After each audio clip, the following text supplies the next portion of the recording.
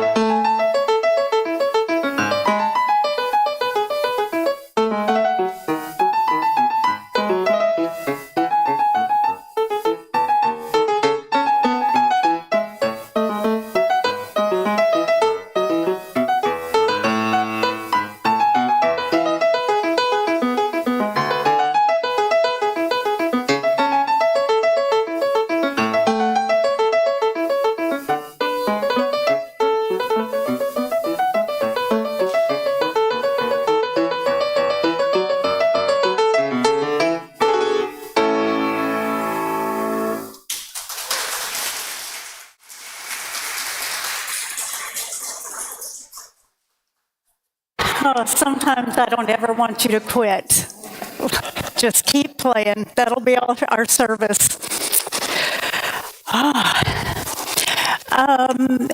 Paul, I forgot the picture that you did for me. It's either on my desk or it's somewhere in the hall or near Carl. If you'd bring that to me. Thank you. Today was a little hectic getting going before service, and so everything that I was carrying around with me, I slowly set down one thing at a time, and I have no idea where anything is. So, let's call ourselves to worship. Our words this morning are by Andrew Kennedy. We come to love a church, the traditions, the history, and especially the people associated with it. And through these people, young and old, known and unknown, we reach out, both backward into history and forward into the future, to link together the generations in this imperfect but blessed community of memory and hope.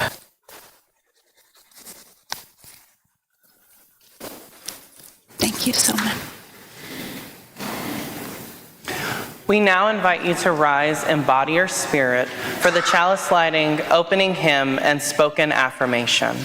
Our chalice lighting words are from Reverend Tess Baumberger. As we gather as a community of spiritual seekers, always ready to awaken each other's curiosity in this beautiful, challenging, and complex world. May we enter our worship today with open minds, warm hearts, and spirits, entranced with possibility of healing, of hope, of transformation, of justice. Come, let us worship. Please join now in singing our hymn of the month for May, opening hymn number 38, Morning Has Broken.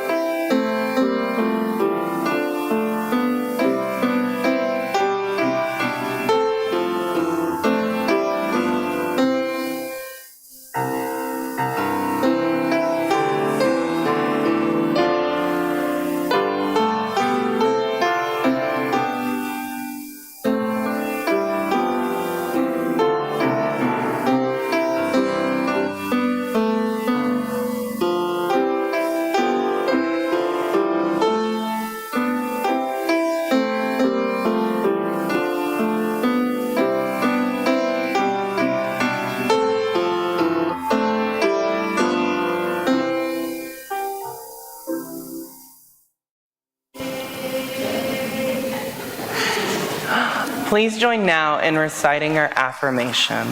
The words are in the order of service and also provided on the screen.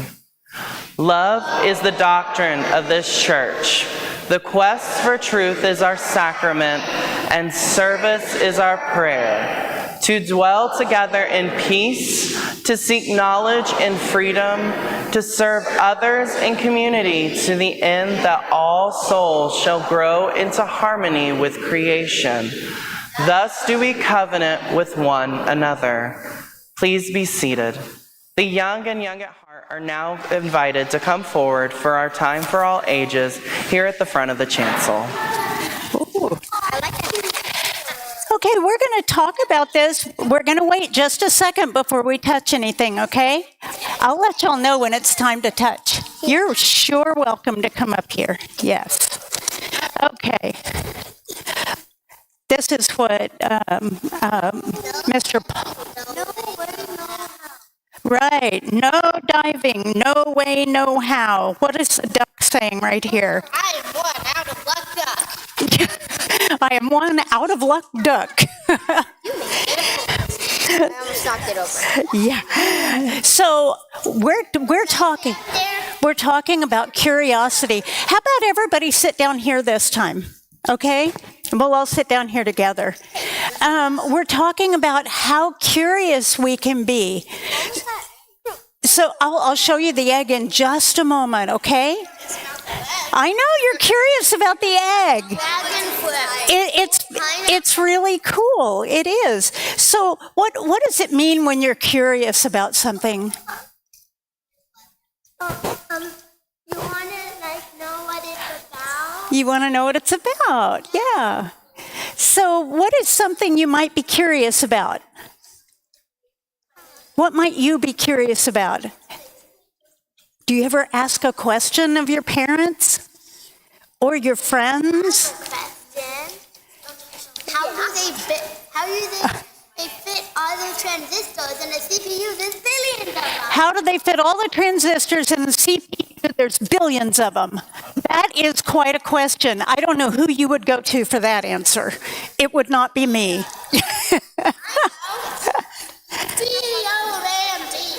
The CEO of AMD? Yeah, they make CPUs. Okay, I'm up against a tough crowd this morning. Yeah. So when I was blowing this up, there was something on the side that I noticed while I was blowing it up. Is it a caterpillar? It says no diving. And I really wanted to know why anyone would. How could they do that? Hang on. So what I did, because I was so concerned about this, I put my foot in it. And I was like, no, I couldn't even dive with one foot. I would get hurt, right? So sometimes we ask questions so that we will be safe.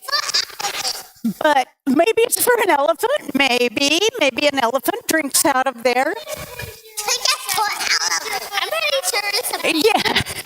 I'm pretty sure. Oh, he said take my foot out of it. Okay.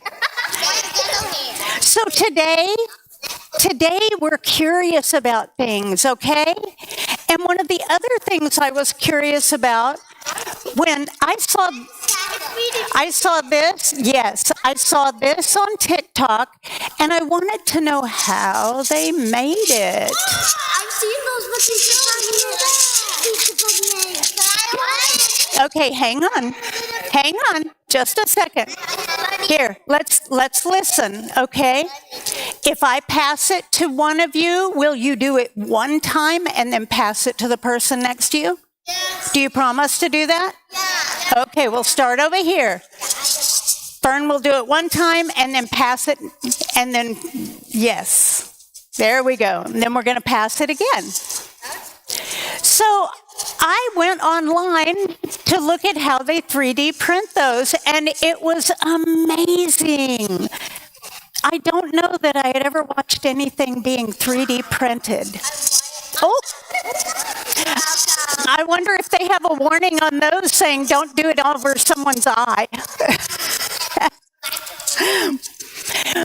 But curiosity is a really amazing thing because we can learn so much about the world around us, and how to do fun things and make fun things, right?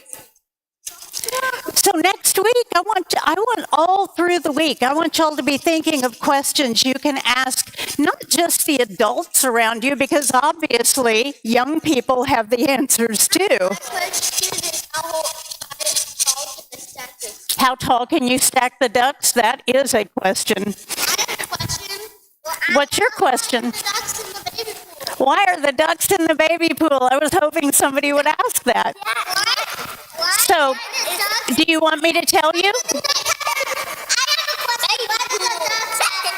Rainbows? They have hair? Oh. The reason the ducks are in the pool is because next month is Pride Month.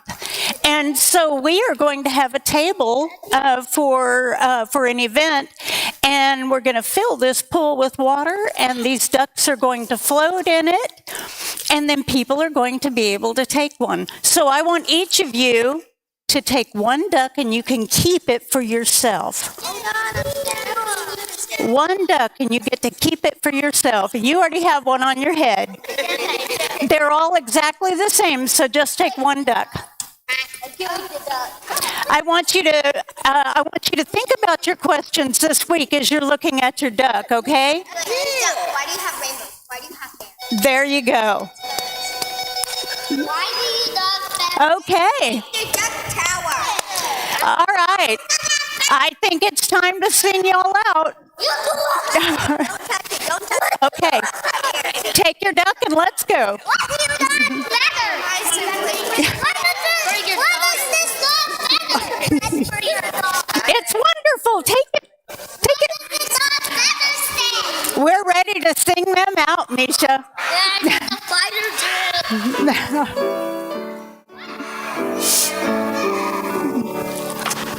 As we leave this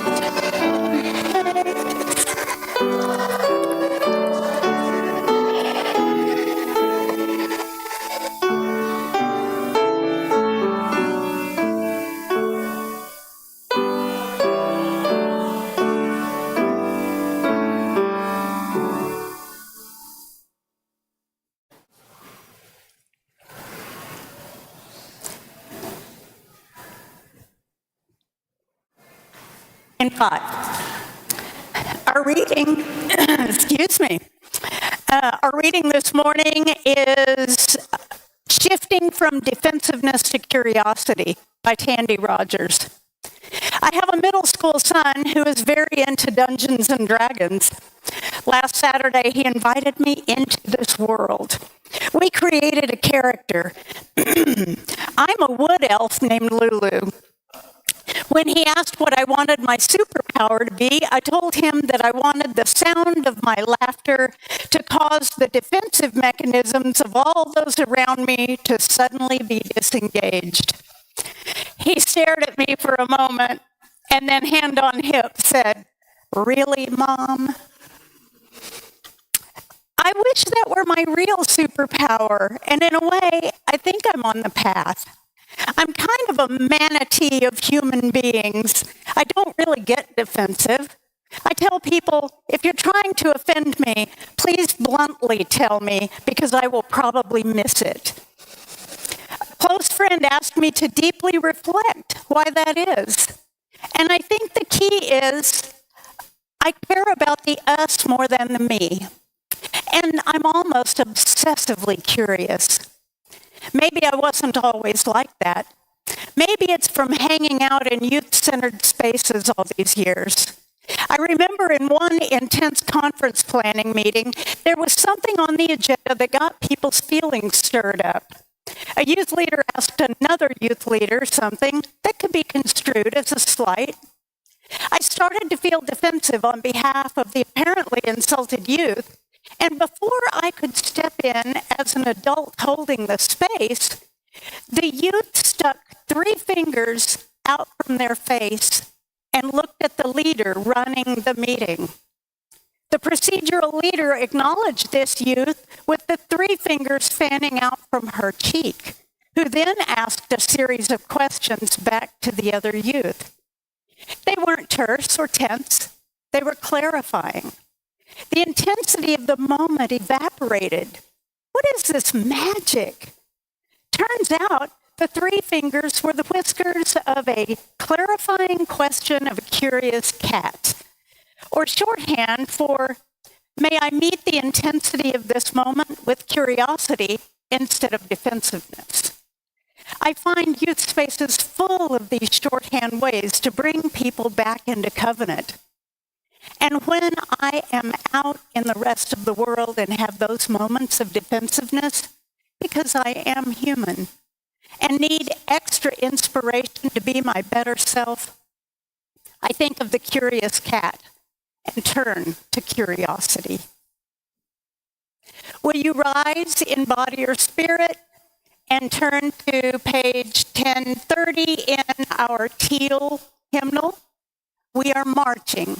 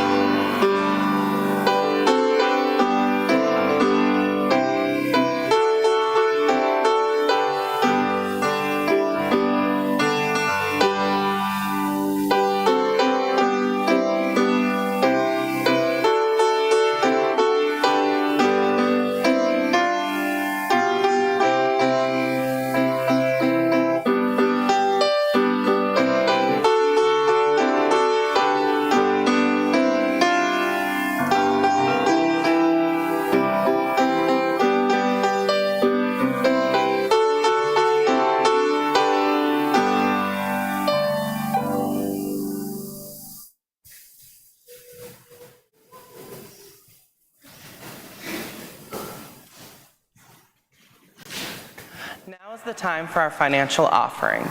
Your contributions will benefit the missions and operations of our church, as well as an outreach to the larger community as we share the undesignated cash offerings that are collected each week. We do this on a quarterly basis for a nonprofit or charitable organization. Our Share the Plate recipient for the second quarter of this year is the Underground. The Underground is a program of a larger group called Unbound, now whose mission is to fight human trafficking. The Underground is a safe and protective drop-in center in our community for vulnerable youth. On the back of the order of service, you will find a QR code for making contributions. This has been provided for your convenience. As a self-funded and self-propelled congregation, we do always need money, but we also rely on the energy and vision of our volunteers. Social justice advocates, program committees, administrative committees, building and grounds worker bees, religious exploration teachers, caring committees, and greeters. So regardless of your ability to donate monetarily, there are countless ways to contribute. Just by being here in community with us. Will the ushers please come forward?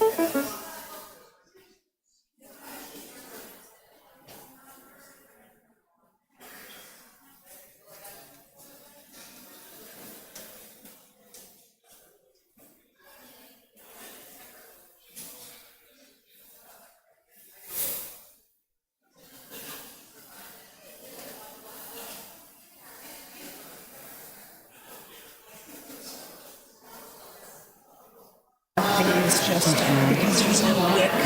Oh, I didn't know there was no wick. Yeah, neither did we. Or you can do that. I had this the whole I didn't know time. where that was. I'm so sorry. I didn't know there was no wick.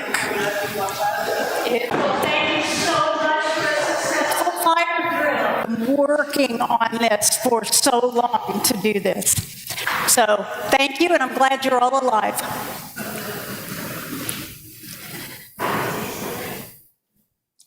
At this time in our service, we pause to honor and to give time and attention to those things most important to us.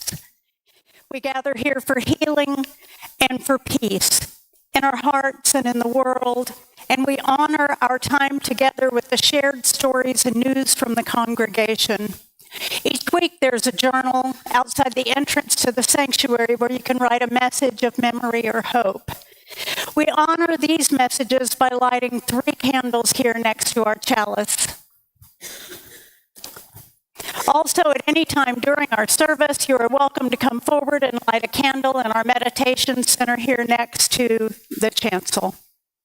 Today, from our book of memory and hope, we include the following. On Tuesday, this congregation participated in a call blitz to Congress, making calls against the funding for ICE without any guardrails. UU churches across the country joined with churches of all faiths on National Interfaith Call Congress Day. And I want to, how many of you participated in that?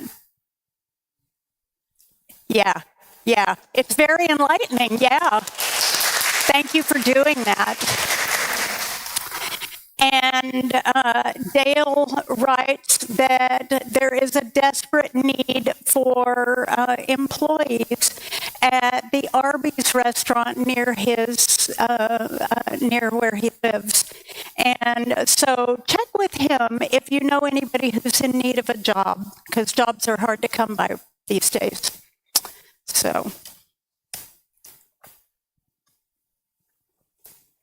let us now pause for a few moments of quiet meditation to hold and uplift the sorrows and celebrations, both spoken and unspoken, among us. And then Misha will lift our hearts with music. Let's find a quiet, peaceful spot in our minds. Sit comfortably. Roll your shoulders down away from your ears. Lengthen your spine, lifting through the crown of your head. Close your eyes to focus inward. Take a deep breath in, filling your lungs, lifting your chest. Breathe in, whispering, thank you to. Exhale, feeling your chest lower, emptying your lungs. Breathe out, whispering, those who have given their lives for freedom. Breathe in, thank you to. Breathe out, activists and political prisoners. Breathe in, thank you to. Breathe out, authors of banned books and sharers of dangerous knowledge. Breathe in, thank you to. Breathe out, the abolitionist and civil rights warriors. Breathe in, thank you to. Breathe out, those who willingly lay down their lives for a dream of peace. Take this time of peace, simply breathing your gratitude and acknowledging those who made the ultimate sacrifice.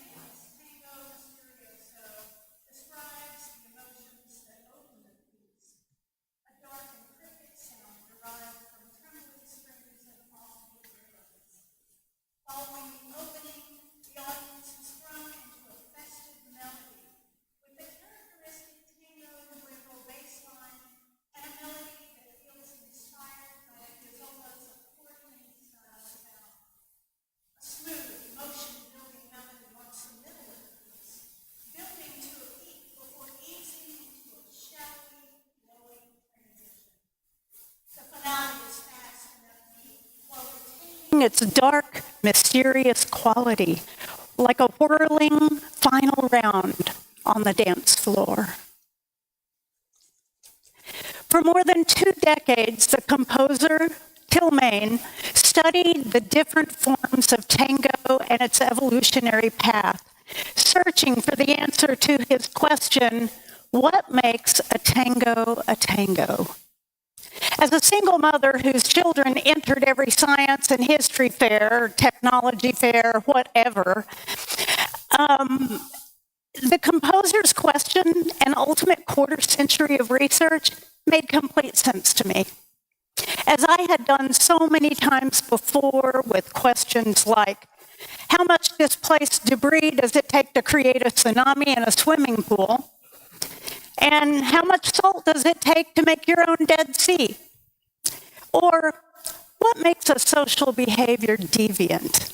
Which was my personal favorite because we tested behaviors such as picking up and examining items in other people's shopping carts. No words, just picking up their groceries. Starting conversations with people in the next toilet stall. If you ask to borrow someone's phone, 9 out of 10 times, they won't even respond. The remaining time is a definite no. And standing right next to another person on an otherwise empty elevator. Yet, extra points for facing them, because that was even more fun. And then interviewing the unwitting participants for their reactions, if they were willing, that is. We found that people were generally more accepting of a child doing all of those things than an adult.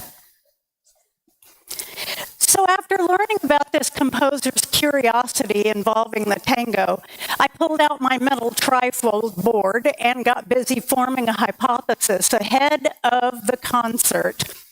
Though I felt I already knew. Haven't we all experienced it? The question I personally needed to answer was, what is a tango? But I only knew of one. And I had seen that same dance hundreds of times in my life, performed in countless films and productions. An intimate, close partner dance, one arm outstretched, a rose clenched between their teeth, and smooth yet dramatic footwork. I'm sure each one of you can visualize it. The problem here, as I came to learn, was that this idea of a tango, the only one I knew, was nothing more than a theatrical Hollywood stereotype popularized by 1920 American films starring Rudolph Valentino. No self-respecting Argentino would put a rose in their mouth. It would completely hinder the strict posture and close embrace required to perfectly perform a dance like this. So, is the tango I knew not a tango? Yes and no. It's complicated. And after more research, not 25 years worth, more like 25 minutes on Google, I concluded that there were many expressions of tango across a long geographic evolution of this music and dance. What could possibly have been my motivation for spending my time researching something as unnecessary as this?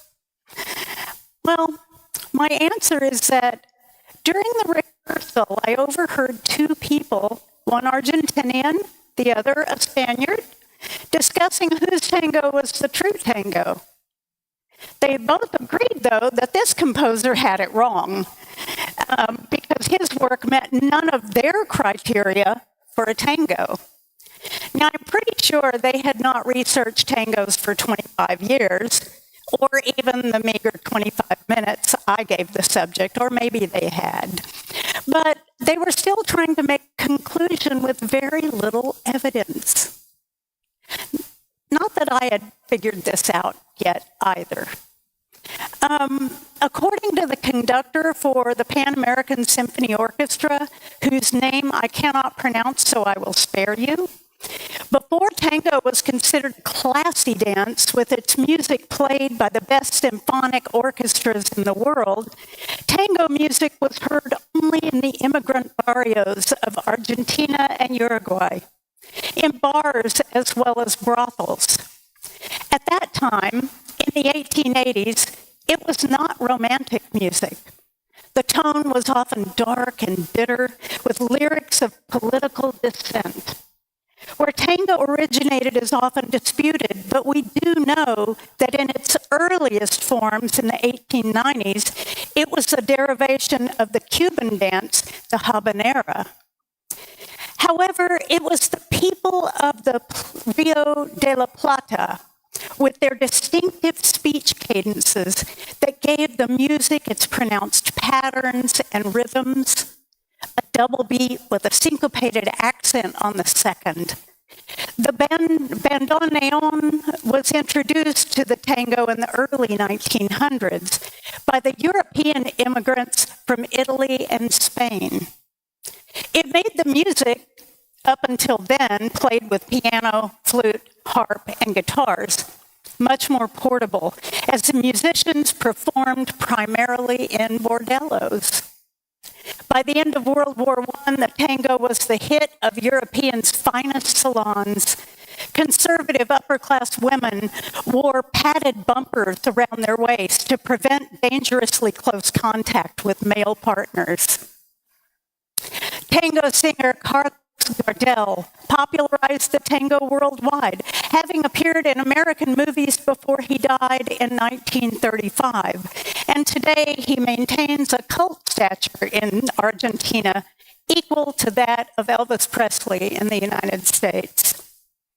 Tango's widespread and long-standing popularity has led to its recognition by UNESCO as a significant cultural heritage of humanity to be treasured and protected.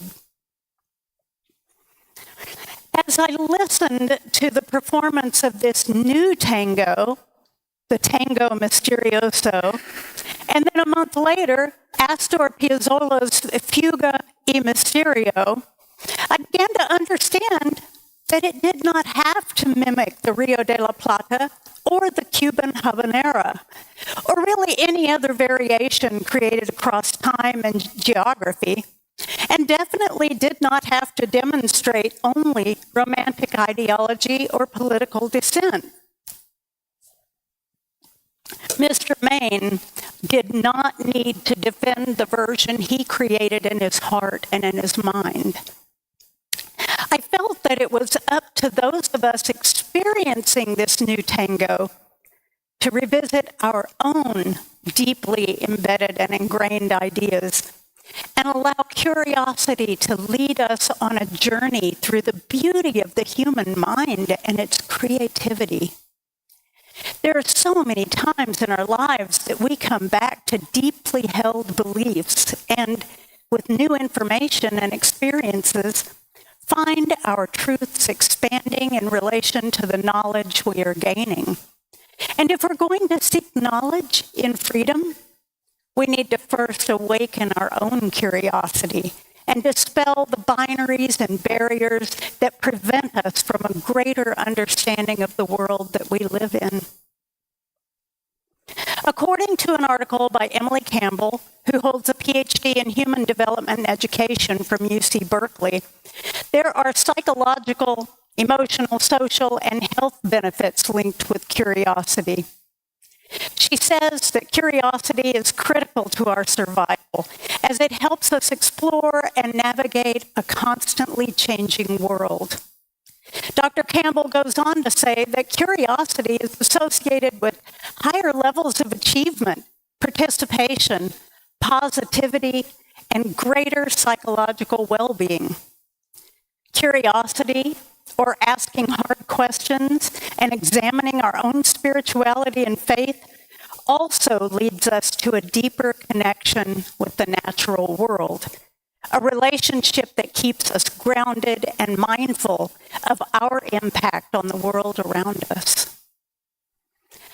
These benefits are great, but there were three things she found that were even more beneficial than the others. Curiosity expands our empathy, strengthens our relationships, and improves our health. When we are curious about others and talk to people outside of our usual social circle, we become better able to understand those with lives, experiences, and worldviews different from our own. I have found that engaging others, especially intergenerationally, who are experiencing the world differently than me, can open dialogue that allows us to work together to create change that benefits all of us. I've been spending more time with Gen Zs, Millennials, and Gen Xs lately, providing support for the groups that are supporting the prairie land defendants and their families, and for young people with DFW anarchists, and even our own young adult group called Crossroads, the Squad, if you remember what I named them. I am learning so much from them, as you can imagine. Just ask me what a chud is. I know. And honestly, looking at the world through their eyes gives me great hope for the future, because they are actively working to create a better world than what we have left them. They do not hesitate to ask questions, to search for truth and well-reasoned answers. I see them promoting our UU values sometimes much more completely than us older folk do. I'm often asked what we believe as UUs, and I usually share JetPig, which gets a pretty good laugh. We remember what JetPig is, right? Justice, equity, transformation, pluralism, independence, and curiosity, or generosity. Curiosity, too. Let's throw that in there. It's JetPig C today. All of these things that come from our actions being centered in love. And when I share these values with those outside of UU, relationships are strengthened because our values reflect theirs. Ours is just in a cute little logo. Scientists call the process of asking and answering personal questions reciprocal self-disclosure, and it's critical to building closeness with others. Do we take this aspect of curiosity for granted? Probably. But if we're curious enough to learn more about curiosity, it can be a real game changer in our relationships. And I don't just mean with humans. What happens when we ask someone what it means to be a tree, a cloud, a tango, a teacher? What it means to be a geologist? What it means to be an activist or a farmer or an old person, a historian, a person of color in a world of white privilege, or a white person in a world full of racism. Folks here at All People's Church have had several opportunities recently to learn about the world around them. And it hasn't been all fun learning, but it has been important learning. We learned firsthand how the police sweep through a building when there's a bomb threat. We learned that some officers are more concerned about posters on our walls that say crush ICE than they are about being professional. We learned that some masked young people who are affiliated with neo-Nazi and Christian nationalist hate groups will slap large propaganda stickers across church property. We learned that a young conservative in the area is asking our governor to shut down a drag event we're sponsoring for Pride Month. And we learned that election judges are not always kind, fair, and impartial. We often face big weeks like this in our lives, for sure. But as UUs, we choose in every instance to open up lines of communication and ask genuine questions to help meet others where they are and show them who we are. We are the people who carry love as our doctrine and search for truth as our sacrament, and pray through service to others. We seek to create a place where we can live together in peace and be unafraid and free to learn. We are people with a desire to live in harmony with creation. We are a people who covenant with one another to do so. May it always be so. Will you rise in body or spirit and join us in our closing hymn, number 311, Let It Be a Dance.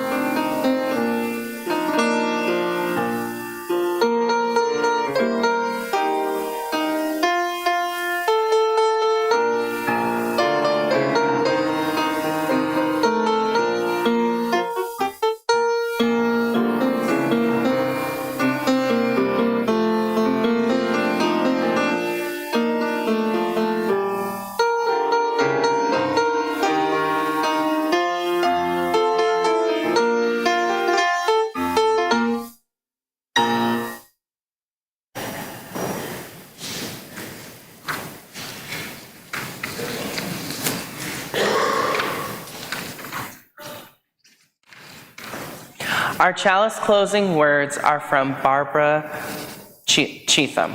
And now we take our leave. Before we gather here again, may each of us bring happiness into another's life. May we each be surprised by the gifts that surround us. May each of us be enlivened by constant curiosity. And may we remain together in spirit to the hour we meet again.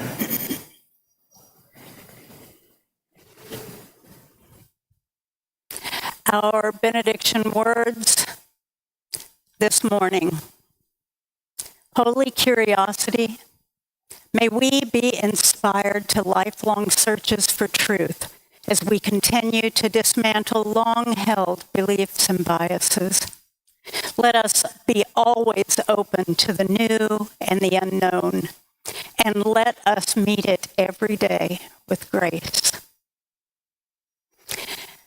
Service is now ended. We invite you to remain with us for coffee and conversation at the back of the sanctuary in the library. And I believe that there was something I needed to say.